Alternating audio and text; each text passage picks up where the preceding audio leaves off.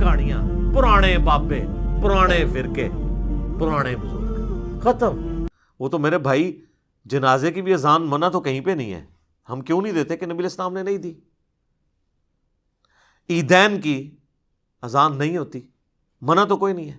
وہ کہتے ہیں نہیں جی وہ بخاری مسلم میں حدیث ہے کہ نبی علیہ السلام عید کی اذان نہیں دیا کرتے تھے۔ سر یہ حدیث تو آپ کے کام کی نہیں ہے، آپ نے حدیث یہ دکھانی ہے کہ نبی علیہ السلام عید کی اذان سے منع فرمایا کرتے تھے، نہیں دیا کرتے تھے تو وہ آپ نہ بھی بتائیں، ہمیں پتہ ہے کہ نہیں دیا کرتے تھے، نہیں تو بہت سارے کام بھی نہیں کیا کرتے تھے۔ نبی علیہ السلام کی 3 بیٹیاں آپ کی مبارک زندگی میں فوت ہوئی ہیں، آپ نے ان کو اپنے ہاتھوں سے دفنایا، آپ نے کسی کا تیجا 40واں نہیں کیا۔ جب ہم پوچھتے ہیں کہ وہ کہتے ہیں جی وہ منع تو کوئی نہیں نہ کیا، ٹھیک ہے۔ تو منع والا معاملہ یہ ہے میرے بھائی کہ جو کام دین کے اندر نہیں نبی علیہ السلام نے تعلیم فرمایا وہ انڈرسٹوڈ منع ہی تصور کیا جائے گا۔ یہ ایک سینسٹیو ٹاپک ہے، میں اس کو اینڈ کے اوپر کنکلوڈ کروں گا، میں موضوع کو تلخ نہیں کرنا چاہتا اس طرف گفتگو لے جا کر۔ تو بہرحال آپ نے حضرت عمرو بن عاص کی جو صحیح مسلم کی حدیث ہے اس میں ان کی وصیت یہ ہے کہ آپ نے بیٹھنا ہے قبر پہ اتنی دیر، یعنی قبر کے ایگزیکٹ اوپر نہیں بیٹھنا، یعنی پاس بیٹھنا ہے، وہاں بیٹھ کے اللہ کا ذکر کریں، جو مرضی آپ کریں، تو اللہ تعالیٰ ذکر کی برکت سے مردے کے لیے، آپ کی دعاؤں کی برکت سے اس کے لیے آسانی پیدا کر دے گا۔ اور ظاہر ہے کہ یہ بھی اللہ کی مرضی ہے، زبردستی تو اللہ تعالیٰ کو کسی کی دعاؤں سے نہیں لگائی جا سکتی، والعیاذ باللہ تعالیٰ۔ اللہم انی اعوذ بک من عذاب جہنم ومن عذاب القبر ومن فتنة المحیا والممات ومن شر فتنة المسیح الدجال۔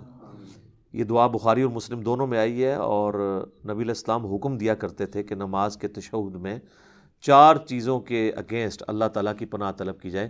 اللہم انی اعوذ بک من عذاب جہنم ومن عذاب القبر ومن فتنة المحیا والممات من شر فتنة المسیح الدجال۔ اے اللہ میں جہنم کے عذاب سے تیری پناہ مانگتا ہوں، قبر کے عذاب سے تیری پناہ مانگتا ہوں، زندگی اور موت کے فتنے کے اگینسٹ تیری پناہ مانگتا ہوں، اور جھوٹے مسیح دجال مسیح کے فتنے سے تیری پناہ مانگتا ہوں، آمین۔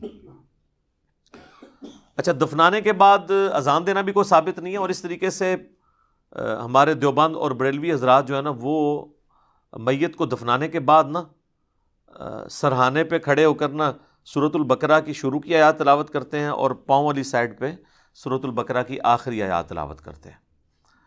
یہ روایت موجود ہے، لیکن یہ روایت جو ہے فیبریکیٹڈ روایت ہے۔ یہ روایت شعب الایمان امام بیہقی کی کتاب میں ہے، مشکات المصابیح کے اندر موجود ہے، لیکن اس کے اندر ایوب نام کا ایک متروک راوی ہے، یعنی جس سے حدیثیں لینا محدثین نے چھوڑ دی ہوں، ریجیکٹڈ پرسنالٹی۔ تو یہ یعنی مردود قسم کے راویوں سے روایت کی گئی روایت ہے، اس کی کوئی اصل نہیں ہے۔ اصل چیز وہی ہے جو میں نے بیان کر دی ابو داؤد سے، کہ آپ نے میت کے لیے دعا کرنی کہ اللہ تعالیٰ اسے قبر کے سوالات میں استقامت عطا فرما۔ اور قبر کے سوال جو ہیں وہ بخاری، مسلم، ابو داؤد، مسند احمد میں رپورٹ ہوئے ہیں، کچھ حصہ بخاری مسلم میں ہوا ہے، کچھ ابو داؤد میں، ترمذی میں، مسند احمد میں۔ پہلا سوال ہوگا من ربک، تیرا رب کون ہے؟ دوسرا سوال ہوگا ما دینک، تیرا دین کیا ہے؟ تیسرا سوال ہوگا، ترمذی میں تو الفاظ ہیں من نبیک، تیرا نبی کون ہے؟ بخاری میں الفاظ ہیں ما کنت تقول فی حق ھذا الرجل، تو اس مرد کے بارے میں دنیا میں کیا کہا کرتا تھا، یا تو کیا کہے گا اس کے بارے میں؟ وہ کہتے ہیں جی نبی علیہ السلام کی شکل مبارک دکھائی جاتی ہے اور پوچھا جاتا ہے اس مرد کے بارے میں، تو یہ حاضر رجل، وہ کہتے ہیں حاضہ کا مطلب تو ہے کہ وہاں پہ موجود ہوں گے۔ سر اگر حاضہ کا مطلب وہاں پر موجود ہوں گے تو اس کے جواب میں یہ تو نہیں ہونا چاہیے ہوا محمد الرسول اللہ، ہوا تو پھر جو ہے وہ تھرڈ پرسن کا صیغہ ہے، ہونا چاہیے حاضہ محمد الرسول اللہ۔ تو اس کا جو ایک طریق ہے مسند احمد اور سنن ابی داؤد میں، اس میں الفاظ ہیں اس مرد کے بارے میں تیرا کیا خیال ہے، الذی بعث فیکم، جس کو اللہ نے تم میں مبعوث کیا تھا نبی بنا کے۔ یہ نہیں کہ یہ جو قبر میں آپ کے سامنے آئے ہوئے ہیں، یا کوئی قبر میں تصویر دکھائی جاتی ہے، یہ بالکل جھوٹی بات ہے۔ تو یہ 3 سوالات، اور ایک چوتھا سوال ہے جو میں نے ایکسپلور کیا تھا، جس کی وجہ سے کافی ہنگامہ کھڑا ہوا کہ قبر میں 3 نہیں 4 سوال ہوں گے۔ وہ چوتھا سوال جو ہے وہ مؤمن کے لیے اور منافق کے لیے ڈیفرنٹ ہوتا ہے۔ وہ بخاری میں بھی ہے، سنن نبی داؤد کے اندر بھی۔ مؤمن جو ہے وہ تینوں سوالوں کے جواب دیتا ہے، تو فرشتے چوتھا سوال کرتے ہیں کہ تجھے کیسے پتہ چلا؟ تو وہ کہتا ہے کہ میں نے اللہ کی کتاب پڑھی اور نبی علیہ السلام کے نبی ہونے کی تصدیق کی۔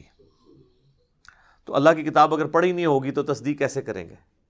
یہ کتاب پڑھیں گے تو آپ تصدیق کریں گے نا۔ تو اور منافق کہتا ہے ہائی ہاتا لا ادری، ہائے افسوس، مجھے کچھ پتہ نہیں۔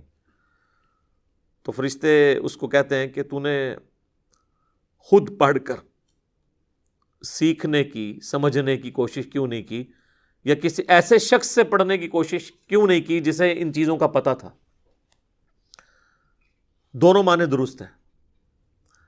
تو جب تک آپ خود اللہ کو سیریس نہیں لیں گے، آپ سچائی تک پہنچ نہیں سکتے۔ تو اس لیے میں نے کہا تھا قبر میں 3 نہیں 4 سوال ہونے ہیں، اور چوتھا سوال جو ہے وہ تمام سوالات کی جان ہے۔ اگر زندگی میں پتہ چل جائے تو پہلے 3 سوالوں کا جواب کے لیے تیار ہونا آپ کے لیے آسان ہو جائے گا، ادروائز تو مشکل ہو جائے گا۔